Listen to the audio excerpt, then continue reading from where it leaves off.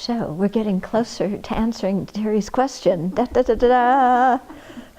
So we've covered the first 2 points. When the container and its contents are filled with negativity, change this adverse circumstance into the path to full awakening.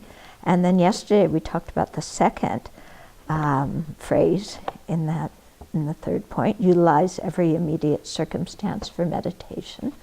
In other words, don't divorce your meditation and your daily life, and take everything that you encounter as part of your practice. And then the third phrase is possess the 4 preparations, the highest of means. And so Terry's question was, what are the 4 preparations? Okay, or sometimes they're called the 4 applications, or it's one of these words that you can't come up with a good translation for. But they are accumulating merit, doing purification, making offerings to Dharma protectors, and making offerings to other kinds of sentient beings. Okay? So these are ways to help us increase our bodhicitta. You know, when we look at the precepts for aspiring bodhicitta, they really recommend that we continually accumulate merit and purify. And then, of course, generosity is, you know, a practice not only for bodhisattvas, but for everybody else. So the first one, accumulating merit, okay, is doing virtuous actions. Yeah? And so, you know, and specifically here, doing the virtuous actions with bodhicitta. Yeah, so it's not just doing the virtuous actions because, you know, it's good to do, although that's certainly great. It's not just doing them because I want a good rebirth. It's not doing them because I want liberation, although those are also great, but it's doing them with a mind of bodhicitta. And so that's why in the morning when we first get up, we try and really focus and generate that strong intention to do everything today with the bodhicitta motivation, you know, so that at least that is there somewhat in our mind as we go through the day. And then, of course, what we try and do, you know, periodically through the day is to remember our bodhicitta motivation. One thing that I've noticed around here, because we all take turns cultivating motivations, is that sometimes our motivations sound really rote. Yeah?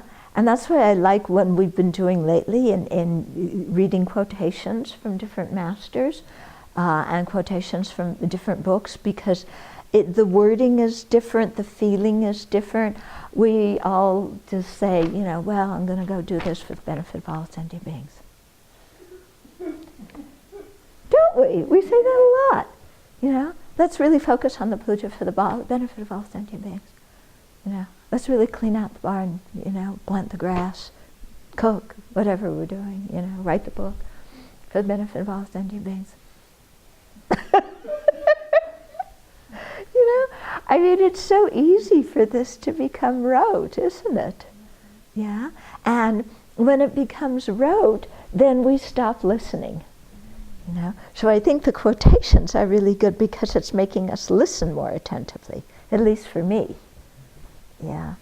And it was reminding me that Geshe Sopa, whenever he teaches, he you know, he would usually start out by quoting a verse as a motivation.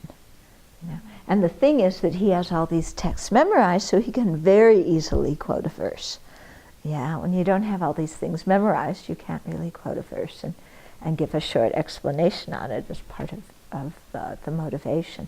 But I think we should try and, you know, think about this a little bit more. Okay? And sometimes it's good, you know, just to have time for each person, him or herself, to generate their own motivation.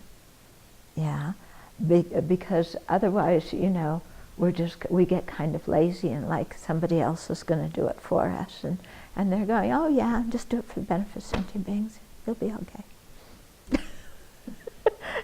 Yeah. So also, you know, when we say the prayers, because if we say chant the verses with some attention to what we're chanting. The bodhicitta motivation is right in there. Yeah.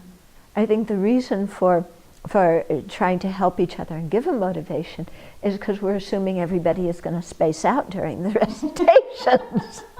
And maybe we do. Yeah.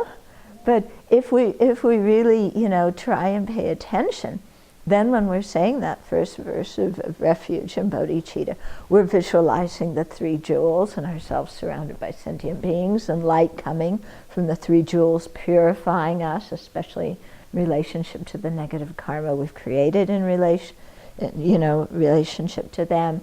And we're thinking about bodhicitta and the kindness of others and so on. So, and same with the four immeasurables. We should really try and, think about it when we say it. But this is a challenge when you do the same things all the time. That we just space out, and our mouth is doing one thing and our mind is doing another. Yeah. And it's not that we necessarily have to slow down in order to do it well. Sometimes the training is to keep it at the same pace, but pay attention. Yeah? And then if we pay attention, so maybe sometimes what we should do at the beginning of the things, pujas or wherever we do a motivation, is maybe it should just be pay attention to what you're saying and remind each other to pay attention, so that we do. Mm-hmm. Okay, I'll talk more about creating merit tomorrow.